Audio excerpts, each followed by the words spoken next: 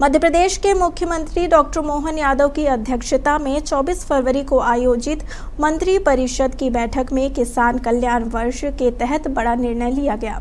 Cabinet की बैठक में 10,520 करोड़ रुपए की लागत वाली 5 प्रमुख कृषि योजनाओं को 1 अप्रैल 2026 से 31 मार्च 2031 तक लगातार जारी रखने की मंजूरी दी गई। इस फैसले से प्रदेश के किसानों को अगले 5 वर्षों तक विभिन्न योजनाओं का लाभ मिलता रहेगा और कृषि क्षेत्र को मजबूती मिलेगी।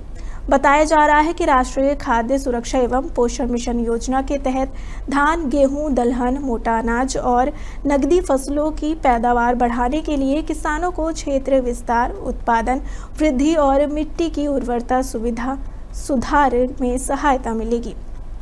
तो वहीं दूसरी ओर national mission on natural farming के तहत प्रदेश में प्राकृतिक खेती के रकबे का विस्तार 31 मार्च 2031 तक जारी रहेगा। यह योजना मिट्टी की सेहत सुधारने, पर्यावरण संरक्षण और रसायन मुक्त खाद्य उत्पादन को बढ़ावा देगी।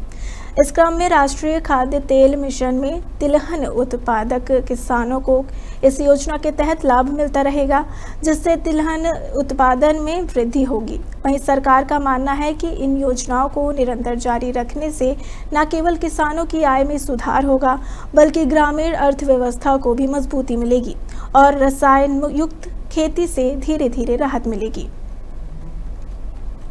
मध्य प्रदेश सरकार के द्वारा, जैसा कि मैंने पहले ही बताया था, हमारे राज्य के अंदर किसानों के लिए किसान कल्याण वर्ष मनाने की जो घोषणा की गई थी, और जैसे कि मैंने कल अपने विधानसभा में वक्तव्य में कहा था कि हम अपने राज्य के किसानों की आमदनी बढ़ाने के लिए खास करके गर्मी की फसल में उड़द को प्रोत्साहन देने के लिए MSP के अलावा मध्य प्रदेश सरकार अपने किसानों के लिए 600 रुपये कुंटल का बोनस देने जा रही है। ये अपने आप में बहुत बड़ी घोषणा भी है और योजना भी, जिसके माध्यम से हमारे क्षेत्र के अंदर बड़े पैमाने पर उड़द के रकबे को बढ़ावा मिलेगा और इसके आधार पर लगभग 3 लाख हेक्टेयर क्षेत्रफल में वृद्धि होना संभावित है। हम लगभग 5 लाख हेक्टेयर उड़द का उत्पादन संभावित कर रहे हैं और ये जानकारी के लिए बताना चाहूँगा कि उड़द का समर्थन मूल्य 7,800 रुपये प्रति कुंटल है। ऐसे में हम अपना 600 रुपये जोड़ करके ये उस तरह से उसको आगे बढ़ाएंगे जिसकी आवश्यकता है।